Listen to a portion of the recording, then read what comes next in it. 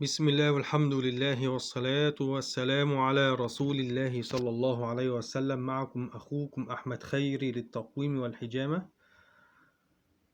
نصيحة كانت بتعملها معايا والدتي أيام ما كنت صغير: أي حد يروح البحر خاصة عندنا في الإسكندرية أو أي بحر، أو يودي ابنه تمرين السباحة أو يستحمى في حمام سباحة،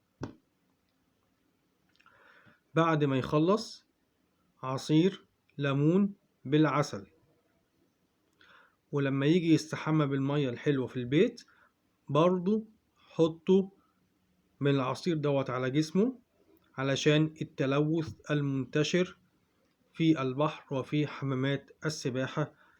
جزاكم الله خيرا، بارك الله فيكم.